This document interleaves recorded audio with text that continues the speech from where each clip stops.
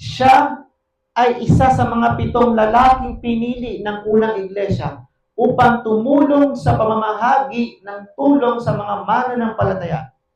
Ang buong talata ay nagsasabi na si Nicolas ay isang proselita mula sa Antioquia. Isang proselita daw. Ngayon, mga kapatid, ano nga ba ang ibig sabihin ng proselita? No. Ang ibig sabihin ng proselita o proselyte ay isang taong hindi ipinanganak na Hudyo. So, meaning si Nicolas ay hindi isang Hudyo. Amen? Ngunit yumakap sa reliyong Budahismo bago naging Kristiyano. So, ganito siya. No, ganito ang pagkakakilanlan sa kanya.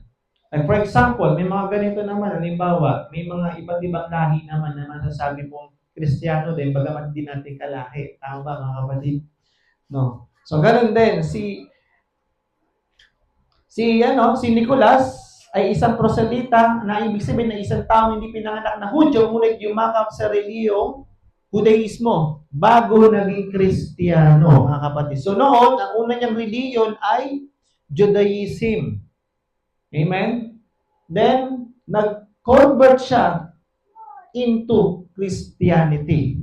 So malinaw po ba, mga kapatid? Ngayon, taragdagan pa, si Nicolas ay kilala bilang taga-Antioquia. Antioch, isang hentil na naging Hudyo. So, hindi po siyang Hudyo. Isa siyang hentil. No. Kabilang sa 7 unang tagapaglingkod, madalas tawaging unang mga diakono. Ito na yun. Ito yung sinabi ko kanina. No. Mga kauna-unahang diakono ng iglesia noon, mga kapatid. So, malinaw po ba? Malinaw? Oh, next. Sabi dito ni Brother Branham, bilang karagdagan, and they took this one, which was Nicolas, there, and started from there and called it the Nicolaitan. So, sa kanya pala nagpasimula yun. No. So, malinaw po ba, mga kapatid? And started from there and called it the Nicolaitan. And begin, check nyo, mga kapatid. And begin o nagpasimula and begin to organize a priesthood. And from there, it became a deeds. What they were doing, saying these things on confessions and so forth. And then it became a doctrine. Meron silang mga gawa noon, na noon ay gawa lang. Pero dumating yung panahon, yung mga gawang yon ay naging doktrina na. No. Ano kaya ang mga gawa na sinasabi doon na naging doktrina, na nagpasimula kay Nicolas, mga kapatid. Ngayon, ang sabi doon sa kanyang pangalan ni Brother sa Mark of the Beast, sabi dito, I wonder what the Nicolaitan was. I ran that true and true history ayon sa kanyang pag-aaral. Over and over and over, through the best commentaries, tama ba? I could find, and nobody can know less, it was a doctrine that was started by a man, Nicolas, which was supposed to be one of the apostles that kind of went astray. Ano ibig sabihin ng stray? Naligaw lamang po, mga kapatid. No. Isang, naligaw lamang na isang tao. Now, sabi doon, tingnan niyo ang gawa niya. He set him up a creed. Ano nga po ba ang ibig sabihin ng creed, mga kapatid? Creed or something another. And from there started the Nicolaitans. It was deeds first and what was deeds in Ephesus. In the next church age become a doctrine. and went into the dark ages of persecution. No. So malinaw dito mga kapatid na sinasabi, no, he set him up a creed o isang credo. Ang credo, mga kapatid, ay isang aral o doktrina na hindi mula sa Diyos, mula sa tao. No. Kaya nga sinabi dito, something another. At mula daw dito, noon ay ito ay gawa lang. Then sa pagpasok mga kapatid ng sumunod na iglesia, ito ay naging doktrina na. No. Hanggang sa pumasok yung tinatawag na dark ages of persecution. No. Ngayon, ang sabi doon, ano ba ang mga gawa? Ito, ng mga Nicolaita na kinapupuotan ng Diyos na noon ay gawa lang at naging doktrina. Isa-isay natin mga kapatid. Nagtuturo ng kompromiso sa kasalanan. No. Pangalawa, pumapayag sa pakikiapid o immoralidad. Kumakain ng pagkain iniayon sa Diyos-Diyosan. Naghahalo ng paganong gawain sa Kristyanismo. Nakikita nyo ba yan, mga kapatid? Sa mga reliyon? O anong reliyon, number 1 ang gumagawa nito? Isip kayo, mga kapatid. Ha? Exactly. Roman Catholic. Di ba? Sila ang number 1 na nagtuturo ng kompromiso sa kasalanan. Mga kapatid. Di ba? Sila rin ang pumapayag sa paikiapit o immoralidad. Pansin niyo sa panahon na ngayon, inaalaw na nila ang same-sex marriage. No. Pero mahigpit na pinagbabawal ng Bible yon. Tama ba mga kapatid? Mahigpit na pinagbabawal ng Bible ang same-sex marriage. No. Ay, anong batayan nila? Jesus is love. God is love. Okay, totoo naman yon. Jesus is love. God is love. Pero ang Diyos ay may batas. Tama ba? May kautusan siya na dapat mong sundin. At ang sabi ng Bible, kung mahal mo talaga ang Diyos, if you love me, keep my commandments. Tama ba mga kapatid? Akala nila ang Diyos, hanggang doon lang, kumbaga ang pag-ibig, yung meaning ng pag-ibig sa kanila, ay iba. No. Kesa sa meaning ng pag-ibig na itinuturo dito sa likod ng pulpito natin. Amen? No. Ang pag-ibig na itinuturo, mga kapatid, dito sa likod ng pulpito ay ang pag-ibig na, yes, pag-ibig na handang magpatawad, handang umunawa, pero love is correction also. Tama ba? Nagtutuwid. Amen? Mula sa kanyang salita na kailangan mong sumunod. Kayang umunawa ang Diyos, umintindi at magpatawad. Pero kung hindi ka susunod sa kanyang pagtutuwid, because love is correction, may kahihinatnan ka. No, may parusa. Tama ba mga kapatid? Kumakain ng pagkain niya sa Diyos-Diyosan. Tama ba? May nagbabawal. 1 Corinthians, basahin nyo, 2 Corinthians, if I'm not mistaken. Huwag kayong magsikain ng mga pagkain inihain sa Diyos-Diyosan. Lalo na sino ang mahilig dito matin ng piyestahan. Dati, ang hilig ko dyan eh. Tama ba? Tulad kahapon, may piyestahan dito malapit sa amin. Ayun yung mga kapatid. No. Yung mga iniluluto nila. No. Siyempre, piyesta, sino ba yung inaano nila, sineselebrate nila? Mga santo. Tama ba? No. Nagawa ng tao. Amen? Ito yung mga kapatid. Yung mga taong tawag ito, kinanonate ba? Tawag doon, ginawang santo na ng Papa. No. Na niluluhuran, sinasamba na ng tao. Pero malino na sinasabi ng Bible, walang ibang bukod tanging sasambahin o luluhuran, kundi ang ating Panginoong Diyos. Kapag ang Diyos ay Diyos na mapanibugho. Tama ba mga kapatid? Ayaw niyang mayroong ibang sasambahin. Amen? No. Si John nga tama ba? Lumuhod siya dun sa isang anghel, di ba? Ayon sa pag-aaral natin nakaraan. Lumuhod siya dun sa anghel na hayag sa kanya ng mga nasusulat na ito. Pero ano sabi ng anghel na yun, wag mong gawin ang bagay na yan. Dahil ako isang tao lang din, di ba sabi doon, ako isang lingkod at propeta, kagaya mo. Sumamba ka sa Diyos, yun ang sabi doon. Tama ba mga kapatid? So, malinaw dito na sinasabi na yung pagkain na iniayos sa Diyos. So, di ba, pasin ninyo, kada fiesta, ito, yung Christmas. Kaya nga, talagang kahit masarap pa yung inihain. Ito ang pinakamasakit sa... Dati kasi talagang sanay kami, o lalo na ako pag may fiestahan, di ba? Una ko plastic niyan. Labo, bag, no? May bag pa nga ako sa likod kasi bakit? Alam na. Pagka, no, syempre, hindi lang naman isang bahay ang papasukin mo eh. Marami. Sabi, marami kang maiuwi eh.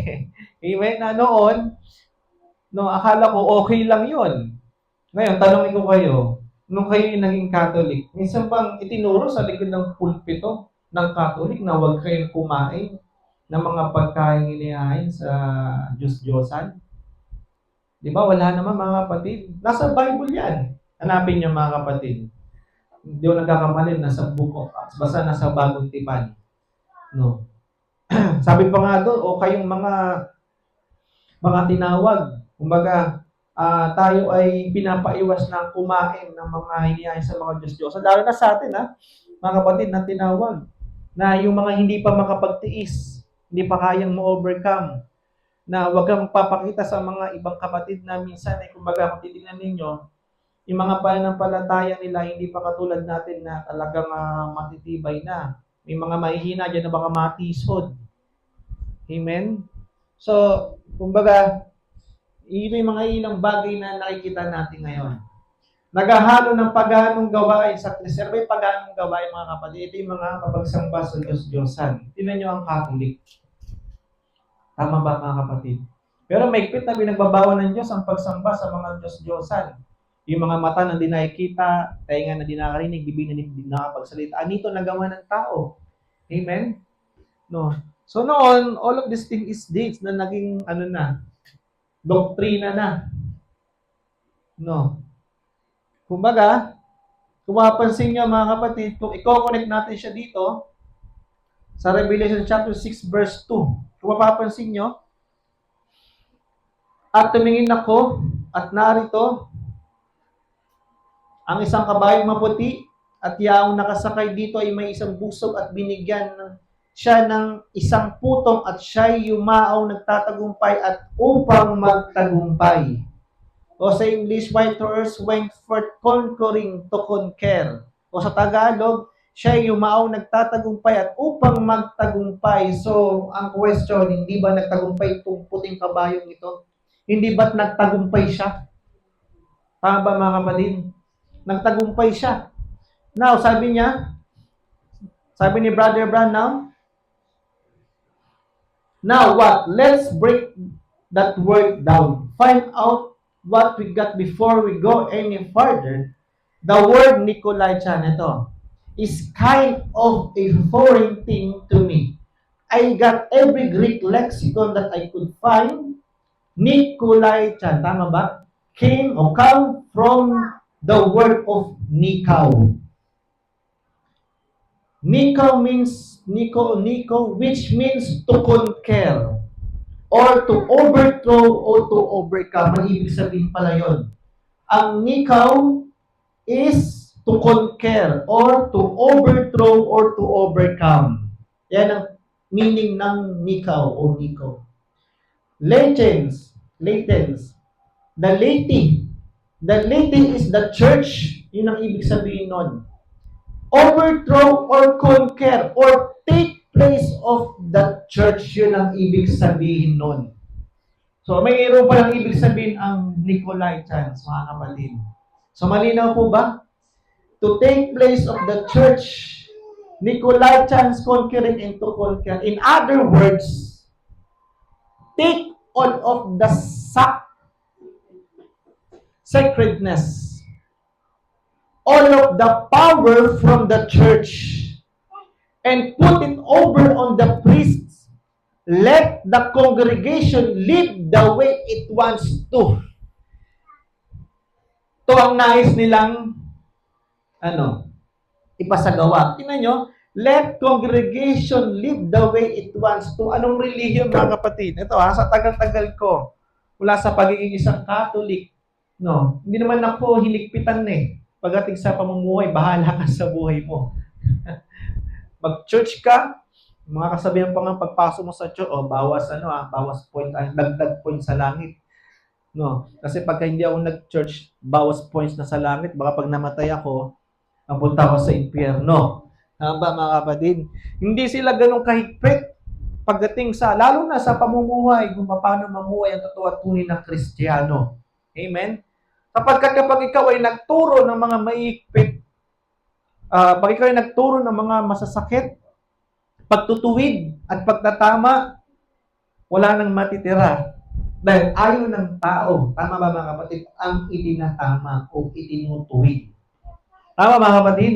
Ang gusto lamang nilang marinig yun na ayon sa kanilang kagustuhan. Tama ba? Yung hindi sila pinapakilaman. Kaya nga, sabi nga dito, let the congregation live the way it wants to. But the priest is the Holy One. Taking the Holy Ghost away from the people. Na ialis ang banal na Espiritu Santo sa mga tao with signs and wonders following them, and take that away and give them a holy priesthood. Taking away the Holy Ghost and swapping it for a priesthood. Priesthood, mga kaparehan ng Roman Catholic, mga kapatid. Na nais nila ang tao ang mamuno instead of Jesus Christ. Kaya nga, sabi pa dito, wooing the words, the head of God's. Wooing the words, the head of God's church, but Him Himself. Now, I feel religious. The Holy Ghost was sent to rule the church. Ang Holy Ghost ay ibinigay in order to rule the church. Not just the preacher. The whole congregation. Just the preacher be holy. It's all the church has the Holy Ghost, mga kapatid. So, malinaw dito, kung mapapansin niyo yung purpose ng Holy Ghost. Tama ba? O Holy Spirit. Kaya mapapansin nyo sa Catholic, ang mukhang holy lang yung pare. Tama ba, mga kapatid? Tama ba? Siya nga lang nainom ng alak sa communion meron din namang ilang pumipila. Pero tinan mo, di ba tayong lahat, di ba pag meron tayong feet washing tsaka communion, lahat umiinom. Tama ba? Pero sa Catholic, hindi naman lahat napapainom. Tingnan nyo. Pero nung si Kristo, di ba lahat pinainom dun sa Last Supper nila? So dapat lahat uminom. Pero bakit sa Catholic, ilan lang yung umiinom? Pari pa nga halos yung umiinom dun sa gintong tasa na ginagamit niya Tama ba, mga kapatid? So, sinasabi dito, kung mapapansin nyo na sa church, kumbaga sa halos pari lang yung may tuturing na parang di ba? Kaya sabi nga, and this up here represent the Pentecostal power or the church that was on Pentecost. It was quite a large church of the beginning, but they started a denominational spirit coming among them. Malinaw dito, sabi nga, and this up here represents the Pentecostal power. Ito yung sa panahon ng Pentecostal, mga kapatid.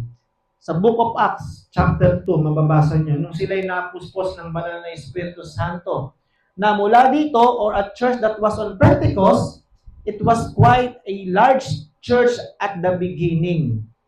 But they started, pero mula sa kanila, nagkaroon ng denominational spirit. Tama ba? Ako ba, mga kapatid? May nakapasok. Sabi nga doon sa binasa natin kanina, mga kapatid, tawag doon, hindi tunay na kapatid. Tama ba? Na pumasok ng lihim. Mga lobo. Tama ba, mga kapatid? At connected siya kay Nicolas. Tama ba? Na si Nicolas ay hindi talaga isang Hudyo. Tama, isang Hentil. Na mula sa pagiging isang Judaismo ay naging Kristyanismo. Tama ba mga kapatid? No. Na mula sa kanya nabuo yung tinatawag na Nicolaitans. Tama ba mga kapatid? No. Kaya nga, a dynamic spirit coming among them, nagpasimula. Trying to denominate the church, tingnan nyo, which was called the deeds of Nicolaitans. Ayun. No. Can you hear me way back? Narinig nyo ba ako sa likod? Amen? Narinig nyo ba? Ayun. The deeds of Nicolaitans. Now, it wasn't a doctrine, hindi pa daw doctrine na to noon. And then we took the word and broke it down. That was it down. What was deeds? What was Nicolaitan, mga kapatid?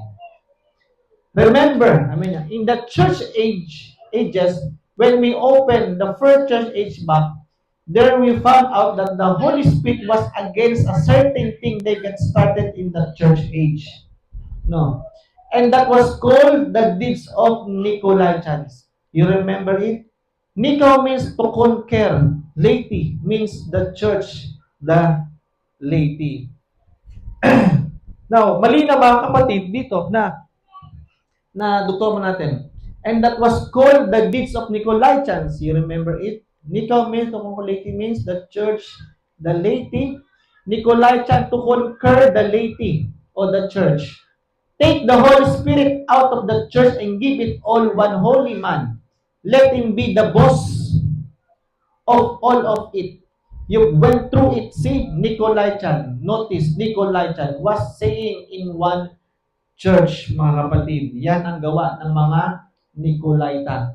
Kaya nga mga kapatid, hindi na bago to sapagkat dito sa 2 Corinthians chapter 11 verse 4 to 15 at hindi katakataka sapagkat si Satanas man ay nagpapakunwaring anghel ng ng kaliwanagan. Hindi malaking bagay nga na ang kanyang mga ministro naman ay nagpapakunwari o magpakunwari na waring ministro ng katwiran na ang kanilang wakas ay masasangayon sa kanilang mga gawa. Tingnan niyo mga kapatid. So, hindi na bago. No, sapagkat si Satanas man ay sinabing nagpapakunwaring anghel ng kaliwanagan. So, kung siya ay nagpapakunwaring anghel ng kaliwanagan, gawin ang kanyang mga ministro dito sa lupa ay mga mapagkunwari na waring ministro ng katwiran. So, malinaw po ba sa atin nyo, mga kapatid, mga bagay na ito? Na kanilang wakas ay masasangayon sa kanilang mga gawa. Ito sinabi kanina ni Brother Branham. No.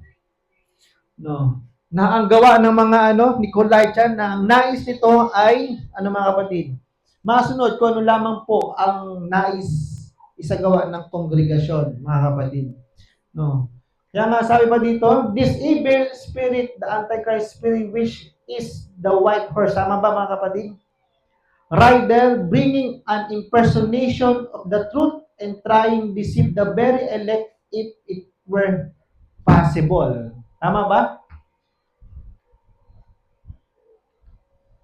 Now, ayon kay William Marion Branham, ang white horse rider sa Bible, lalo sa aklat ng Book of Revelation, chapter 6, ay hindi si Kristo, malinang ba mga kapatid? Kundi isang simbolo ng ng espiritu ng Antichrist na nagsimula sa mapanlinglang at reliyosong paraan. Amen? Hindi sila, yung mga grupo na dati nakakala ko ay communism o kulto o mga hindi naniniwala sa Diyos. Pero, sila pala ay mga mga reliyosong tao. Tama po ba mga kapatid? Na sinasabi pa dito sa kanyang pangaral tungkol sa the first man, itinuro niya na ang white horse rider ay kumakatawan sa simula ng Antichrist spirit, maputi ang kabayo dahil nagpapakita ito ng banal, malinis at makadiyos. Ngunit ito ay mapanlinglang, mga kapatid. Ito yung sinasabi doon. Ayon kay Branham, o William Branham, nagbigay ang Diyos ng iba't ibang, na pumapansin niyo mga kapatid, dito pa, living creature, espiritu ng kapangyarihan upang labanan ang gawa ng kaaway sa bawat kapanahunan. Alam niyo ba mga kapatid, kung mayroong 4 riding horsemen na nag-exist sa 7 kapanahunan, mga kapatid, mayroong ding tinatawag na living creatures o espiritual na kapangyarihan upang labanan ang gawa ng kaaway sa bawat kapanahunan. Sabi dito, Revelation chapter 4 verse 7. Sige nga po, pabasa bro.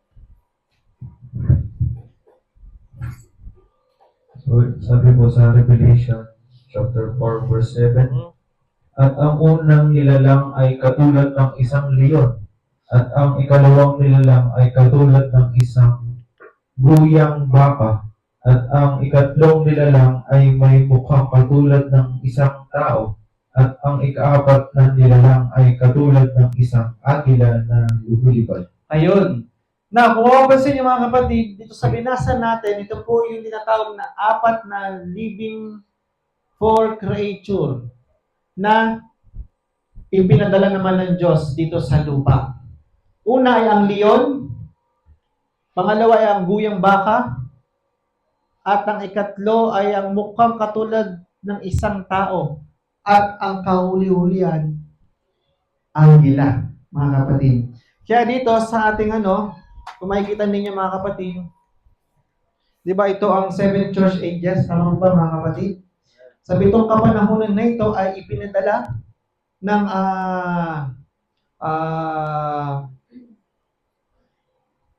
ipinadala ni Satanas, yung tinatawag na 4 riding horsemen, tama ba? Sa 7 kapanahunan. At sa 4 na yan, pumapansin nyo sa taas, ang Diyos ay mayroon din pong pinadala. Amen? Para saan? Para labanan ang 4 na mga bayo na ito na nag-exist sa 7 kapanahunan. At ang una, leon, calf, ox, face of a man, sa English of flying eagle. Lahat na yan ay may ibig sabihin. Kung kanina o mga nakaraan, ay napag-aralan natin na ang first seal ay ang unang lumabas, mga puting kabayo na may nakasakay na mayroong pana na walang araw at alam natin kung ano ang ibig sabihin. Amen? At ngayon, mga kapatid, ang ginawang panlaban dyan ng Diyos ay ang leon. Amen? Na dito, lion, mga kapatid, is the one gave God to counter the power of white horse. No. Bakit leon? Ano po ba sinisignify ng leon? Sabi dito, lion is signifies boldness of the preaching of the gospel. Lion stands for purity and power, the manifestation of the word of God. Yan ang sinisignify ng leon, mga kapatid. Kaya nga kung mapapansin nyo, kung babalikan natin ang Revelation chapter 2 verse 2, nalalaman ko ang iyong mga gawa at ang iyong pagpapagal at pagtitiis at hindi mo matiis ang masamang tao. At sinubok mo ang mga nagpapanggap na apostol. So, ganito sila katapang kasi bakit? They have the spirit of lion. No? Bagamat may mga mapagpanggap na pero ito ay kanilang mga kapatid, nakita sapagkat kanilang sinubok ang mga ito. Amen? Kaya nga, sabi dito, he rebuked and reproved all those who were claiming to be Christians but were fake. No. So akala po ba natin ngayon lang may mga peke Kristiyano? Noon pa man, may mga peke ng Kristiyano. No.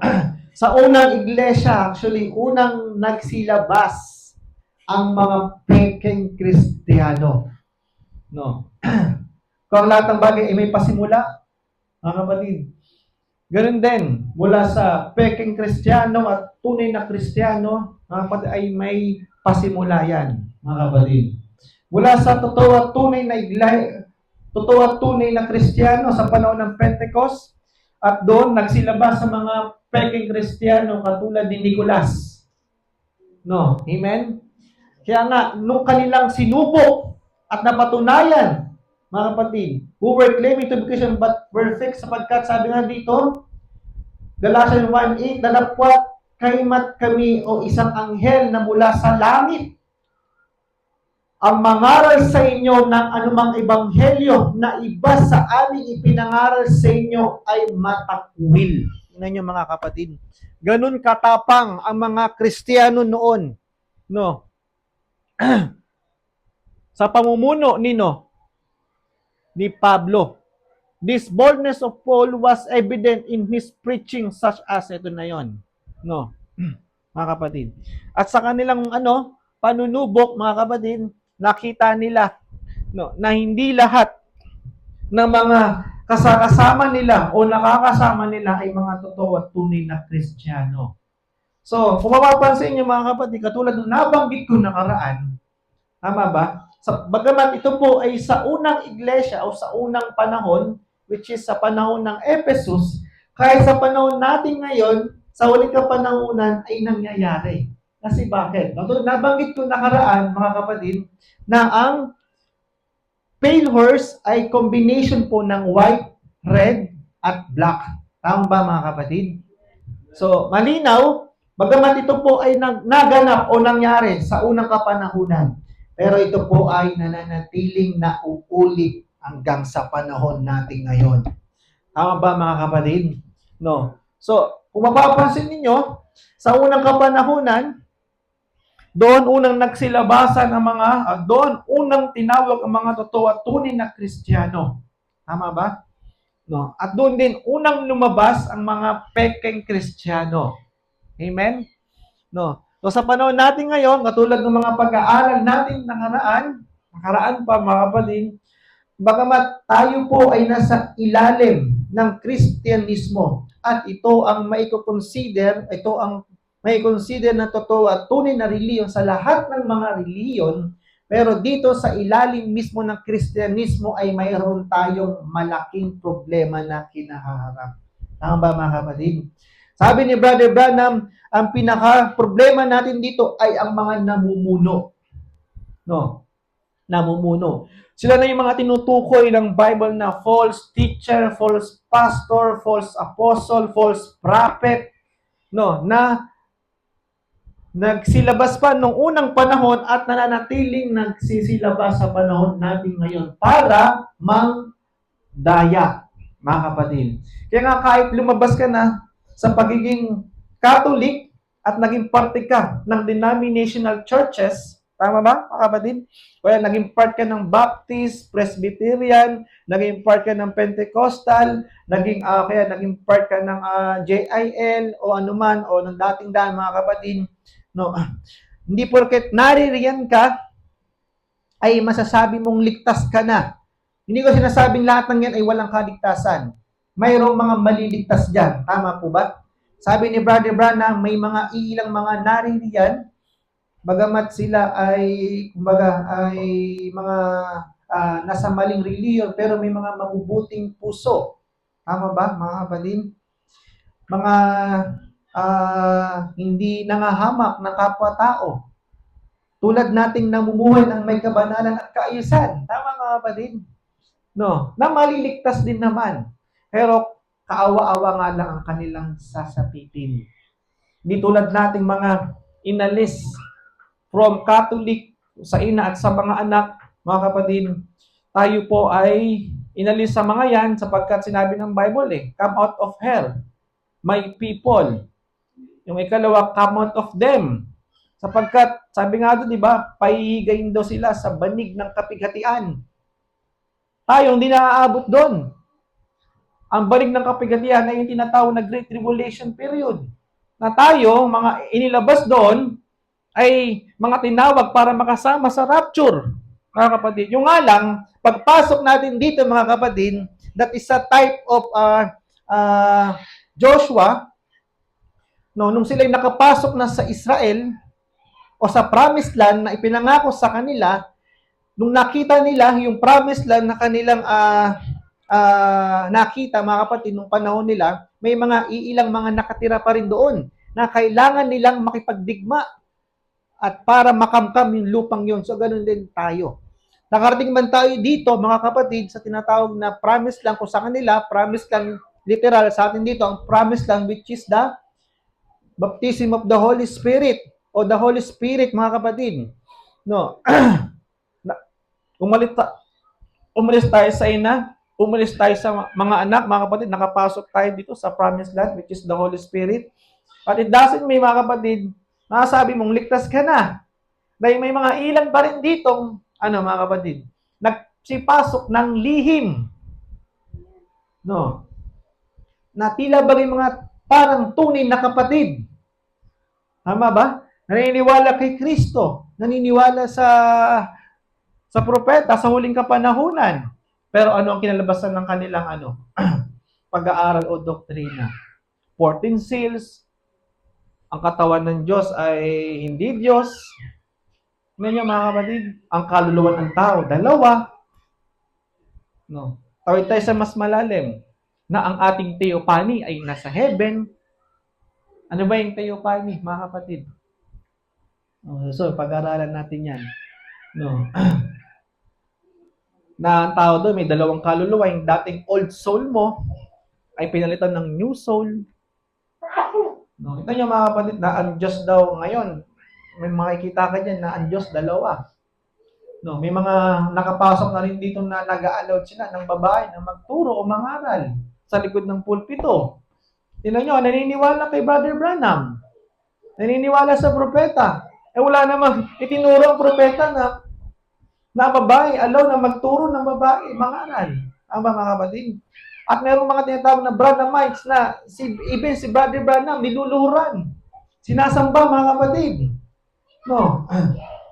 Tingnan nyo, Branhamites ang tawag sa kanila. No.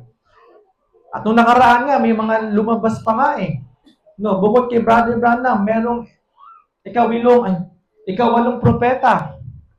No, bukod sa 7 na lumabas sa India kung daw nagkakamali.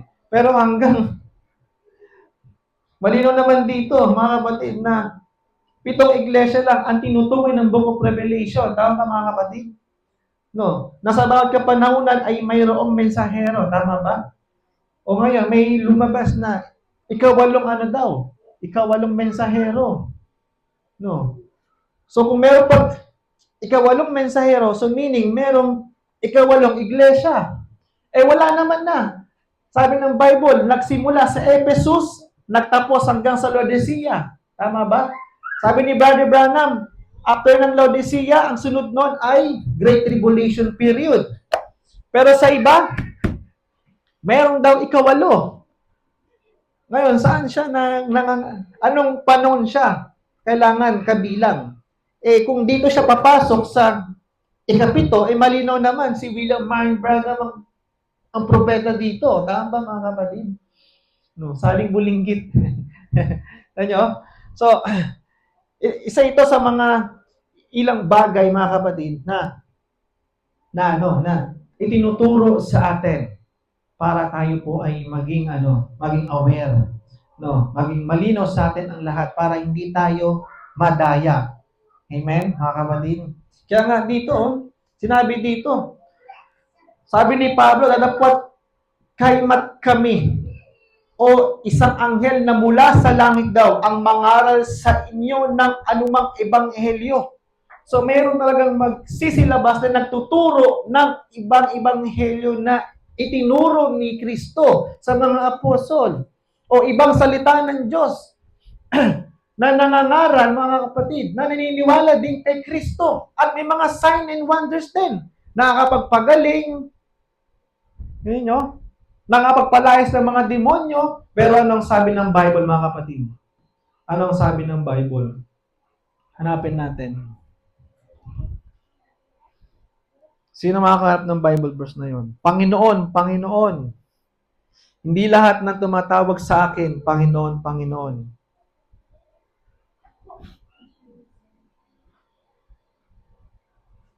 Hindi ko kasi na-take note eh. Ito. Matthew chapter 7 verse 21. Basahin niyo mga kapatid.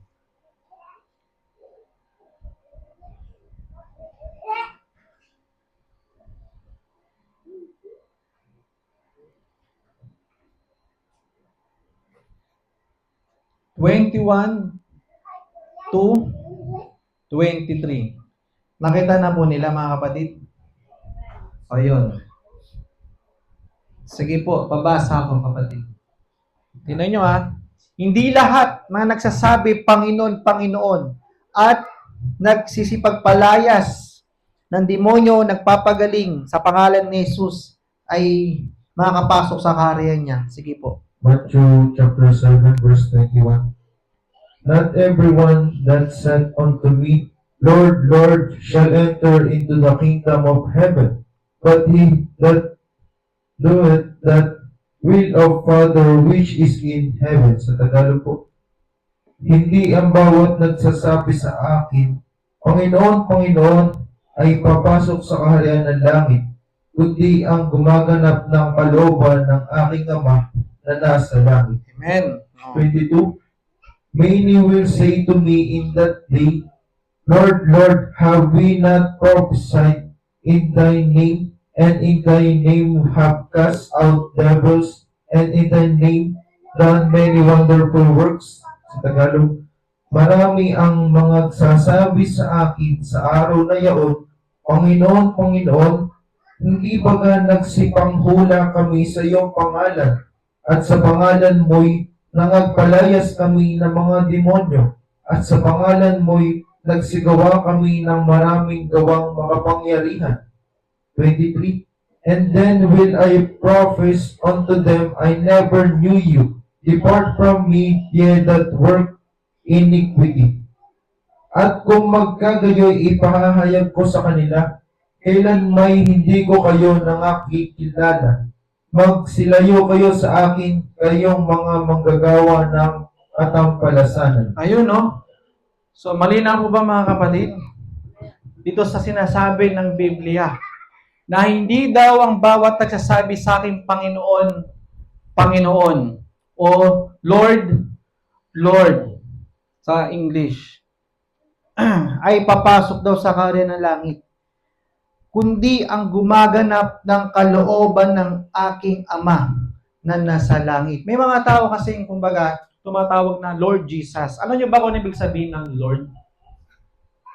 Ano ibig sabihin ng Lord? Ano definition ng meaning ng Lord? Master. O ano pa ba? O sa ibang pakahulugan, sabi ka, handa kang gawin ang lahat ng anuman ang anumang iutos niya. No, that is the meaning of Lord. Amen? Maging ang buhay mo, kaya mong ibigay.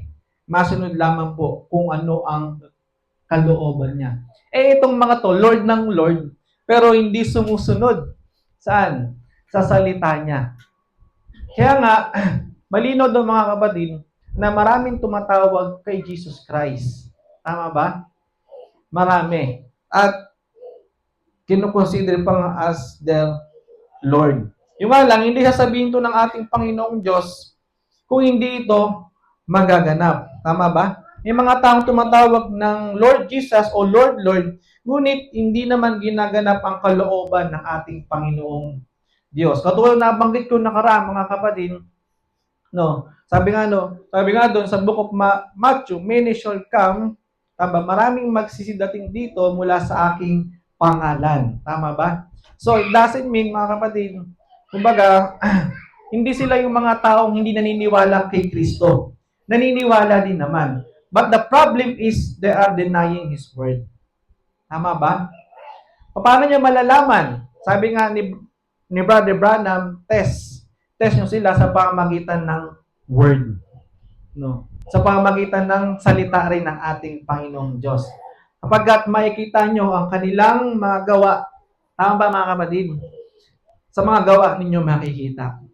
Kapag sabi nga, anuman ang ating pinapaniwalaan, yun ang magiging bunga ng ating gawa. Amen? Kung ano ang ating paniniwala, yun ang ating magiging gawa, mga kapatid. Amen? Katulad nito, many will say to me in the day, Lord, Lord, have not prophesied in Thy name, and in Thy name have cast out the dead. Tingnan nyo, mga nagsipalayas daw ng ano daw? Ng mga demonyo sa pamamagitan ng pangalan niya. Tama ba?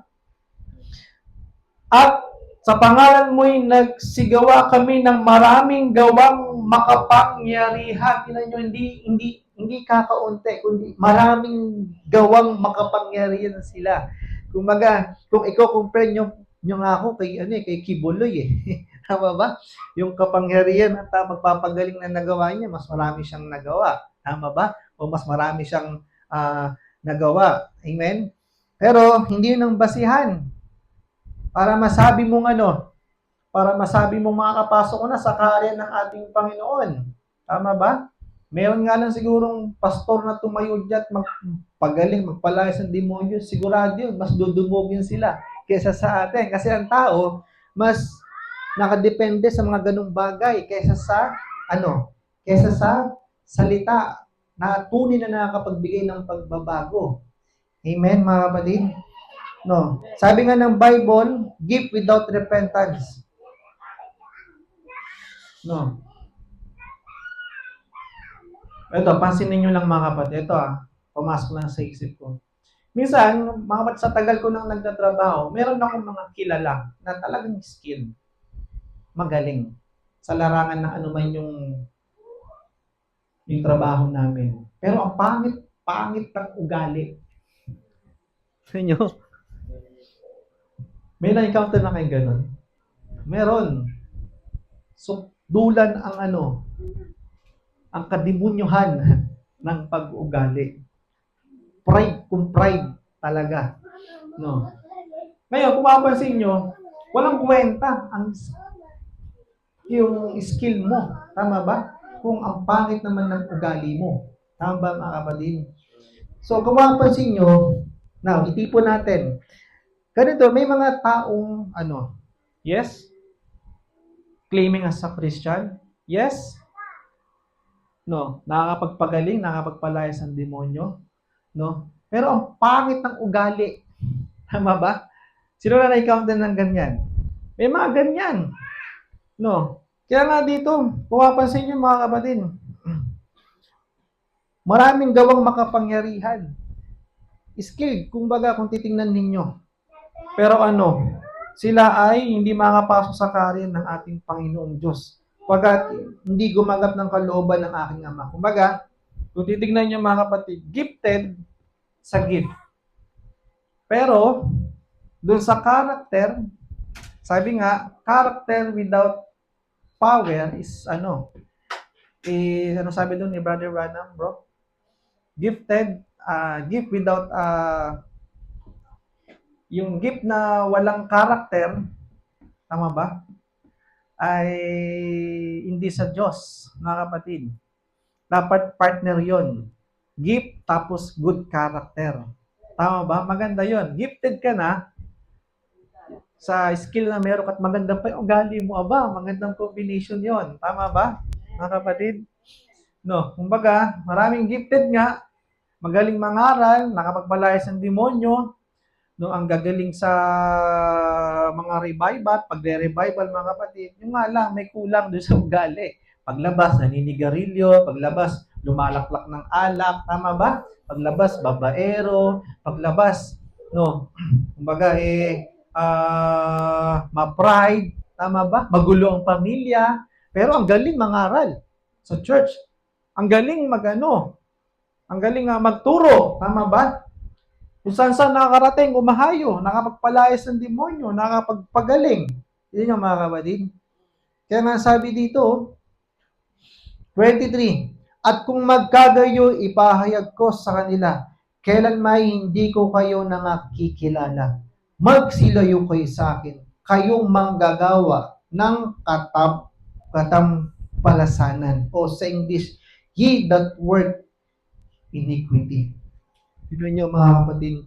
Kaya nga sa panahon ni Kristo yung 80 plus na mga apostol niya, naging 12 na lang. Yung isa Judas pa. Yun yung mga kapatid.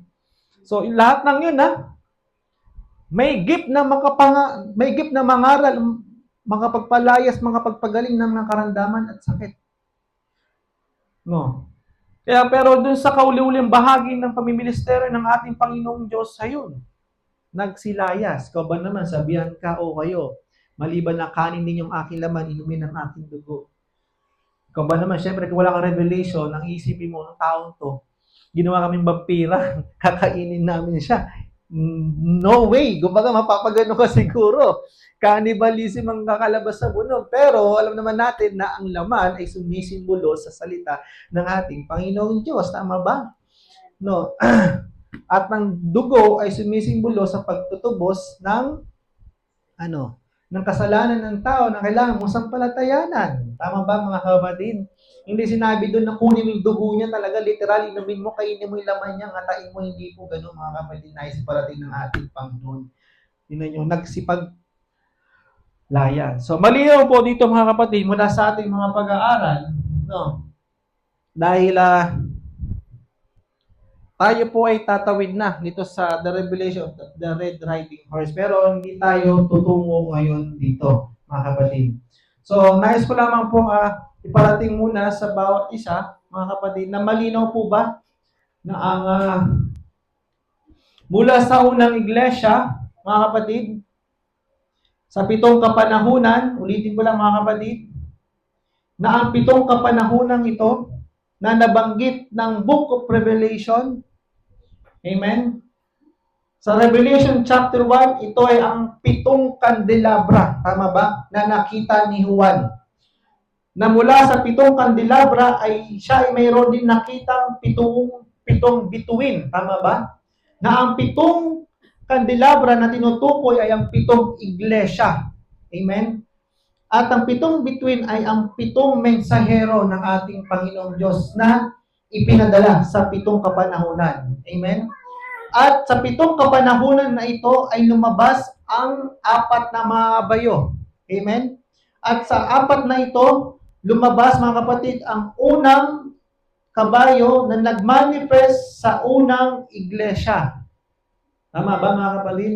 At malinaw na ang kabayong ito at yung nakasakay ay hindi ito tumutukoy kay Jesus Christ.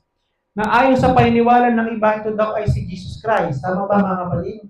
Pero ayon sa pag-aaral natin, dun sa kinote din nila, dun sa Book of Revelation chapter 19, if I'm not mistaken, or 20, na nakita nila na si Jesus Christ daw ito dahil meron kang mababasa doon na mga mabayo at nangungunad doon walang iba kundi si Kristo. Wait, yung kabayo yun na nabasa natin ay may pangalan. Tama ba? Lords of Lords, King of Kings. Tama ba mga kapatid? Pero dito, ang kabayong ito ay walang pangalan. Tama ba? At malinaw na ito po ay deception ng kanyang bunga. O deceive dahil yung nakasakay, mayroong pana pero walang araw. Tama ba mga kapatid? So ang tawag doon ay pandaraya. Amen? No. So malinaw na sa ating mga kapatid na ang pandarayang ito, ng kabayong ito ay nagmanifest sa unang iglesia. At actually kanina napanood ko sa YouTube na ang kabayong ito ay sa panahon daw natin ngayon, lalabas. No. Pero, ang unang kabayang ito ay nagmanifest. Actually, bagamat siya nagpapatuloy ngayon, tama ba? Pero ito po ay unang nagmanifest sa unang iglesia. Tama ba? At hindi po ito unang magmamanifest o nagmanifest ito sa ikapito, kundi sa unang iglesia sa Ephesus. Amen. At sa pamamagitan ng mensahero na ginamit ng ating Panginoong Diyos na si Paul under the spirit of lion. Tama ba?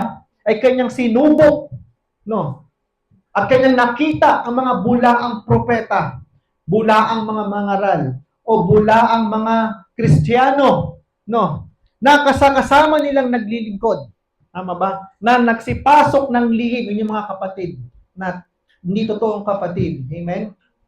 No. At kanilang sinubok. No. Kanilang sinubok ang mga taong iyon. So, malinaw po ba mga kapatid? No. Kaya, at ang unang tatak na ito ay ang unang nilalaman ng 7 kulog. Ayon sa pag-aaral natin nakaraan. Tama ba? Para kung sakaling may magtanong sa inyo, mga kapatid, ang 7 thunder means the Word of God. Tama ba? No. At ang kulog na yun ay ang nilalaman ng ibig sabihin ng 7 kabayo. Ng 7 kulog na yon ay may mga ibig sabihin. Tama ba? No. At mula dun sa 7 seals, sa unang selyo lumabas ang puting kabayo. At ngayon ay ating napag-aralan at natapos, mga kapatid. So, amen? So, hindi ko sana, nais ko na sanang tumbukin o talakayin po yung pulang kabayo. Pero kasi mas okay sa atin kung unti-unti lang po natin, mga kapatid, para hindi tayo nalulunod. Sa sobrang dami na nating nalalaman, yung utak kasi natin napapagod. Amen? At pag napagod na, kahit gaano pa ano pa yung mga ngaral na magturo, no, magiging useless na lang sa inyo kasi gawa ng hindi nyo na dahil pagod na yung mga utak ninyo. Amen? Kaya hindi ko na hinabahan yung introduction kasi minsan ang introduction, kumbaga nakakalunod na tapos pagod na yung utak nyo sa mga to. Amen? So, alam niyo ba mga kapatid, dahil maaga pa,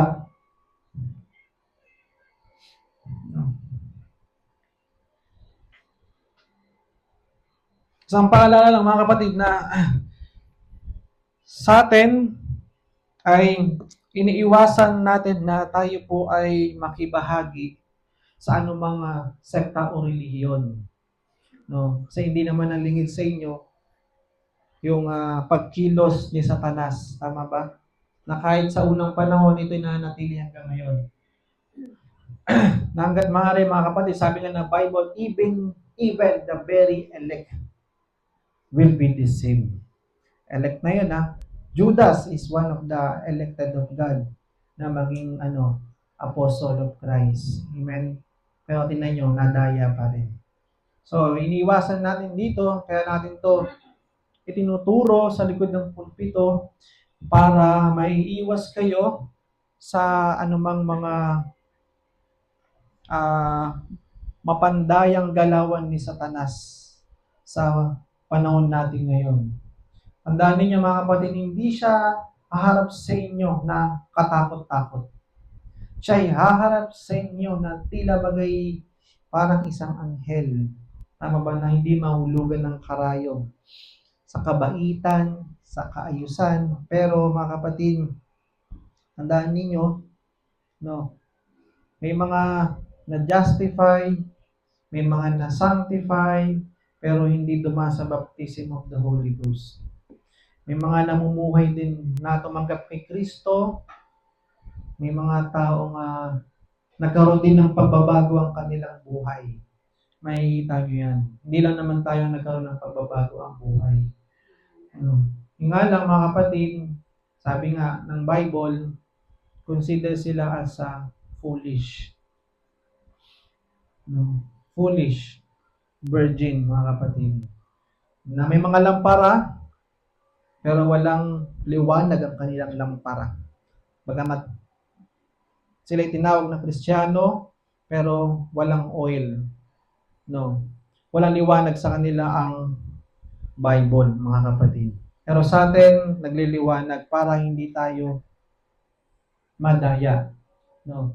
Kaya hanggat maaari, in-encourage ko ang bawat isa na hanggat maaari, mga kapatid, hanggat hindi pa tayo ganun ka lawak yung pag-aaral natin o nalalaman sa Bible at sa message ng na ibinigay ng Diyos sa huling kapanahunan, ay mag-stick tayo sa isang tinig na ginagamit ng Diyos sa atin. Amen?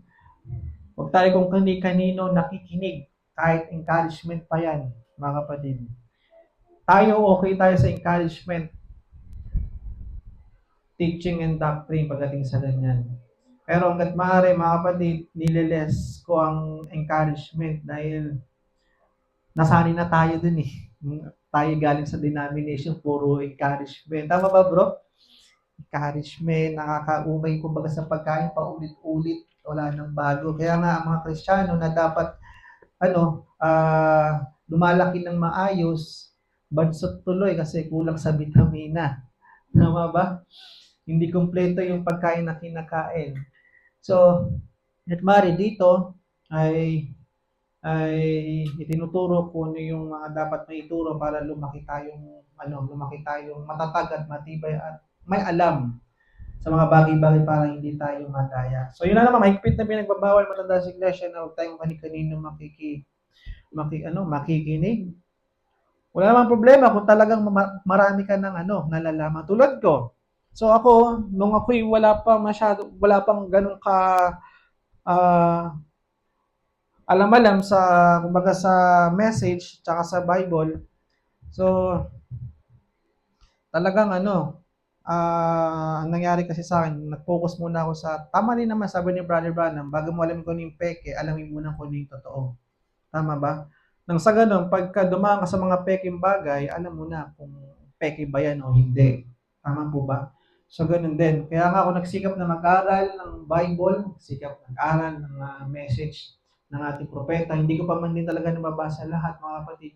Pero sa tulong ng ating Panginoon, malaki na rin, malawak na rin kahit paano yung mga nalalaman at nagagawa kong makinig sa mga mangangaral na sa pamagitan nila naman ay napapractice ko. Kumbaga, mali yan o hindi tama yan hindi tama. So patunay lang na talagang may mga hindi talaga totoo at tunay na tumatayo. Totoo at tunay na mga ngaral na tumatayo sa huling panahon na hindi tama yung mga pangangaral. Nasasala mo, mga kapatid. Nasasala mo.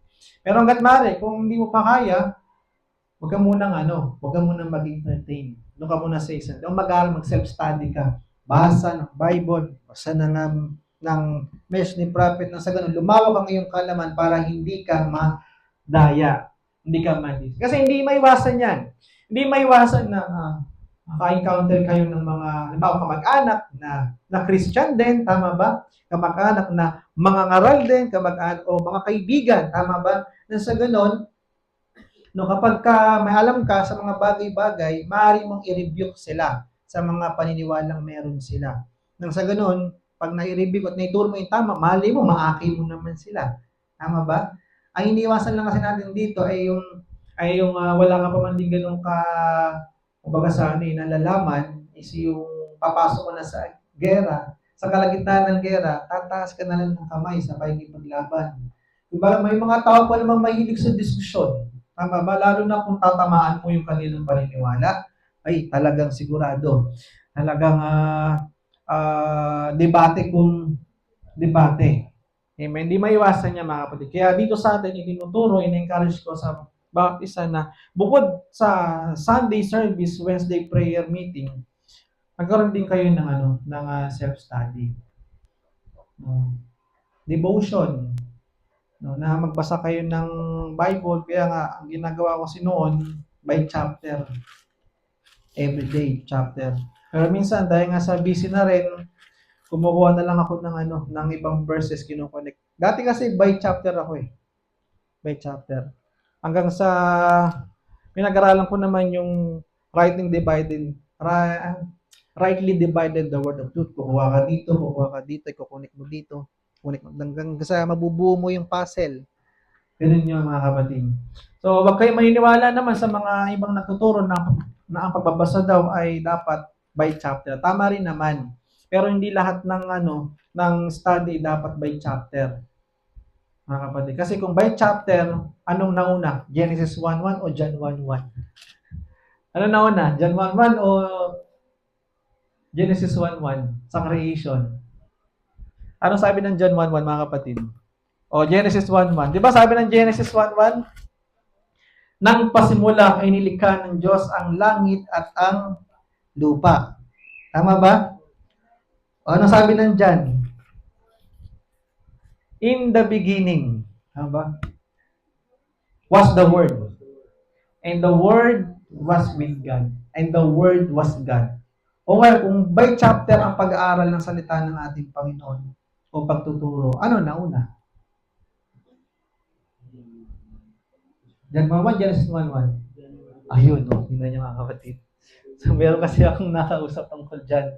God, dapat by chapter, hindi by kukuha ka dito, kukuha mo dito. Tinanong ko siya sa bagay na yun. Kung by chapter, ano nauna?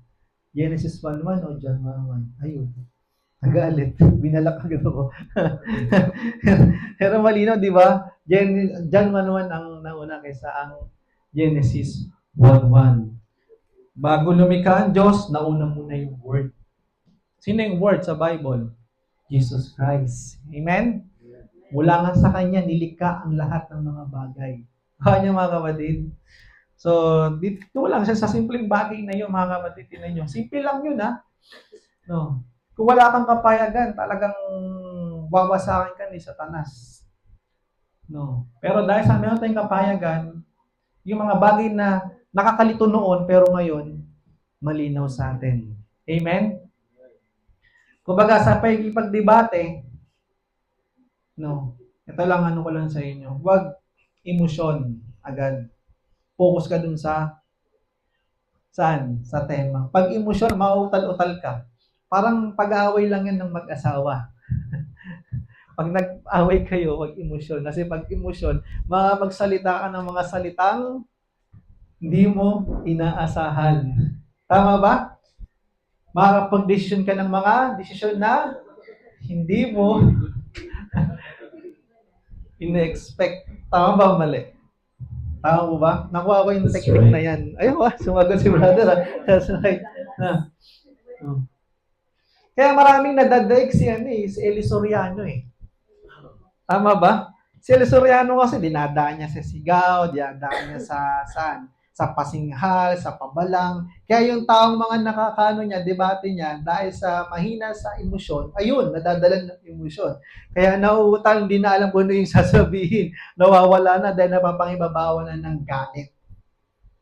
Pwede kang magalit, pero hindi sa paraang nagkakasala ka, sabi ng Bible. Tama ba, mga kapatid? Kaya yung matanda na sa iglesia, ilang ministro nang nakadebate niya, mga kapatid. Hindi emosyon ang pinangibabaw, kundi focus siya kung ano ang tema, ano ang gagamitin niyang bala para, Kumbaga sa boxing, sabi nga niya, yung nagkwento siya, alam mo dapat kung ano ang kahinaan ng kalaban mo para alam mo kung saan mo siya susuntukin at mapapatumba. So, hindi emosyon. No? Pag emosyon kasi, sabi nga ni Prophet, don't follow your emotion, follow the instruction. Ano ang instruction, mga kapatid? No. So, ganoon mga kapatid, pag kami na-encounter kayo, minsan kasi meron kayong mga kasalamuhan na sasalungatin kayo. At syempre, pag emosyon, mamumula kayo kasi hindi nyo nagustuhan yung narinig ninyo. Tama ba? Makapagsalita na rin kayo ng di maganda dahil doon. So, watch your emotion. Follow the instruction, mga kapatid. Tingnan nyo yung instruction. Kumbaga sa pag-aaway, sabi ng Bible, mag-asawa, no? Ito yung bakit ko ito nasasabi kasi baka ma-encounter nyo ito, mga kapatid. No? Sabi ng Bible, sa mag-asawa, kapag ang apoy, pag sinabayan mo, parehas na mag-aapoy. Hayaan mong ikaw na nag-aapoy yung misis mo, bunganga ng bunganga. Hayaan mo, bunganga na. Ayun ang babae, bunganga na dyan sila, tahimik ka lang. Kaso minsan, pag nanahimik ka, ayan, hindi ka na nagsasalita, wala akong pakialam sa, ganun mga babae, di ba? Tama ba? Pagka hindi mo sila inaano, muni-muni ka lang, pag-iisipan ka ng di maganda. Isipin wala kang pakialam, hindi ganun yung mga misis, no? Mga sister. Kumbaga, nasa Bible din naman kasi, huwag mong sabayan ng apoy. Dahil pag sinabayan parehas kayong magliliyab. So, kami mga lalaki, o kahit kayo mga babae, pag si lalaki naman ng maapoy, hindi ko sabihin, basahin nyo ng tubig, ha? Hindi, magpahupa lang kayo. At ayahin yung lumamig ang mga bagay-bagay, tsaka kayo mag-usap. Amen?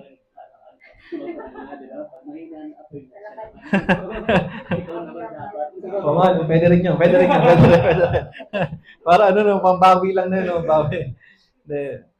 So, yun, mga kapatid, pahupahin yun. Kumbaga, sa pakikipag-debate, hindi ko kayo tinuturuan ng mga ipag-debate. Kumbaga, tinutulungan ko kayo kung paano kayo sasagot ng tama na naayon sa Bible.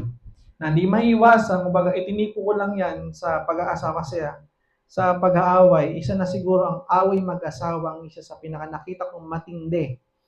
Matindi, kumbaga, matinding labanan. Kung paano mo dapat ma-overcome ang iyong emosyon. Kasi sa pag-aaway na mag-asawa, puro disgusyon yan, di ba? Parehas tama yan. Tama ba? Walang mali dyan. Sa dalawang yan, pag nag-away yung dalawang yan. So, ganun din sa pakikipag-debate o pagka meron kayo na-encounter. Parehas kayong titindig nga, tama. Mali ka, sabi ng isa naman, tama ako, mali ka. Walang reliyon na nagsasabing mali sila. Tama ba? Lahat yan tama.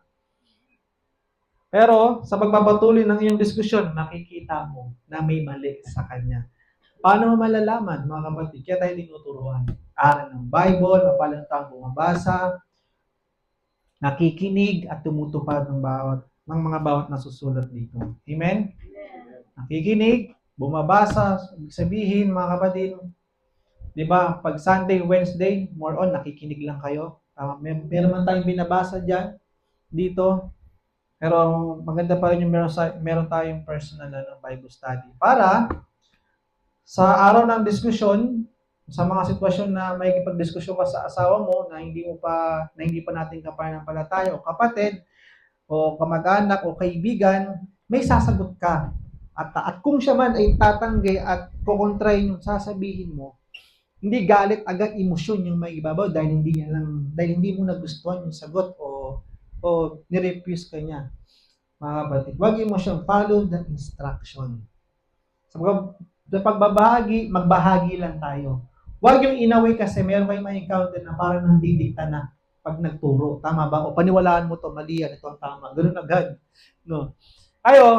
Share tayo. Brad, ayon kasi sa paniniwala namin, but it's all up to you kung tatanggapin mo hindi. Ito kasi yung aming tindig para dyan. Ito yung sabi ng Diyos, kaya ganito nga, nasa na muna tanggapin mo hindi po. Pag hindi siya nakinig, okay lang, at least naibahagi mo. Tama ba, mga kapatid? Magalit man siya, okay lang. Yun ang reaction niya eh. Basta ikaw, na-share mo kanita. Huwag mo sabayan. Amen, mga kapatid? So, yun lamang po, mga kapatid, at naway, yun po ay kahit pa paano nakatulong po sa bawat, baka mamaya paglabas nyo, pero kayong may encounter. So, tandaan nyo, lahat ng mga itinuturo dito, training at paghahandaan ng Diyos. Yung mga napapakinggan niyo dito, sa likod ng pulpito, paghahanda yan. Na, inihanda kayo ng Diyos para sa mga battle na pagdadaanan ninyo. Sabi nga ni Brother Branham, we are not in the picnic ground, but we are in the battlefield. No. Battlefield.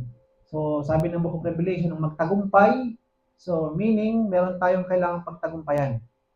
No. Kung walang battle, walang victory. So, meaning, meron talaga tayong battle na kailangan natin mapagtagumpayan. Amen? Pero, sabi ng Bible, kung tayo sa Diyos, tayo anak ng Diyos, and you overcome them. Because greater is He that is in you than he that is in the world. Ayun ang sabi ng Bible. Pagkatagumpayan natin yun. So, yun lamang po mga kapatid. To God be praise and to God be the glory. So, tayo po ay tumayo at tayo po ay umawit pa nagsasabi kay buti-buti mo.